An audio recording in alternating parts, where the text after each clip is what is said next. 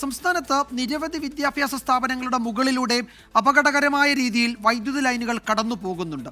ചട്ടങ്ങളും നിയമങ്ങളും കാറ്റിൽ പറത്തിയാണ് വൈദ്യുത ബോർഡിന്റെ ഈ നടപടി. ഇതേക്കുറിച്ച് 24 വാർത്താ പരമ്പര തുടങ്ങുകയാണ്. തലയ്ക്കുമീതെ മരണക്കിണി.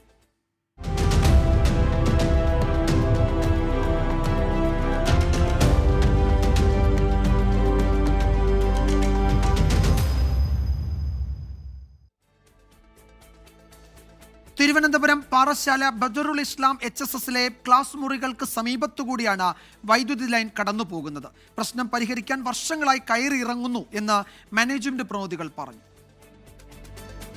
തമിഴ്നാട് അതിർത്തി പങ്കിടുന്ന പ്രദേശത്താണ് പാറശാല ബദറുൽ ഇസ്ലാം ഹയർ സെക്കൻഡറി സ്കൂൾ. സ്കൂളിനുള്ളിലെ രണ്ടു പ്രധാന കെട്ടിടങ്ങളിലൊന്ന് തമിഴ്നാട്ടിലും മറ്റൊന്ന് കേരളത്തിലുമാണ് സ്ഥിതി ചെയ്യുന്നത്.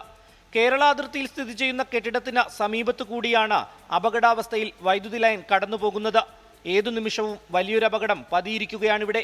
നിരവധി തവണ വകുപ്പ് മന്ത്രിക്കടക്കം പരാതി നൽകിയിട്ടും ഫലമില്ലെന്നാണ് സ്കൂൾ മാനേജ്മെന്റ് അധികൃതർ അറിയിച്ചത്. പരാതിയെ തുടർന്ന് പരിശോധന നടത്തിയ KSEB ഉദ്യോഗസ്ഥർ LT ലൈൻ മാറ്റിസ്ഥാപിക്കുവാൻ 15 ലക്ഷം രൂപ വേണ്ടിവരുമെന്നറിയിച്ചു.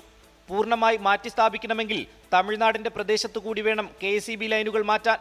ഇതും സാങ്കേതിക തടസ്സമുണ്ടാക്കുന്നുണ്ട്. LP മുതൽ ഹയർ സെക്കൻഡറി തലം വരെ നൂറുകണക്കിന് വിദ്യാർത്ഥികൾ പഠിക്കുന്ന സ്കൂളാണ് ബദറുൽ ഇസ്ലാം ഹയർ സെക്കൻഡറി സ്കൂൾ. അടിയന്തരമായി KSEB ലൈനുകൾ മാറ്റിസ്ഥാപിക്കണമെന്നാണ് മാനേജ്മെന്റും രക്ഷകർത്താക്കളും ആവശ്യപ്പെടുന്നത്. കൊല്ലം തേവലക്കരയിൽ 8ാം ക്ലാസ്സുകാരനായ മിഥുൻ എന്ന വിദ്യാർത്ഥിയുടെ ജീവൻ നഷ്ടമായപ്പോഴാണ് അധികൃതർ ഉണർന്നു പ്രവർത്തിക്കാൻ തുടങ്ങിയത്. പാറശാലയിലും അങ്ങനെയൊരു അപകടമുണ്ടാകാൻ കാത്തിരിക്കുകയാണോ ഉദ്യോഗസ്ഥർ? റിനു ശ്രീധർ, 24 തിരുവനന്തപുരം.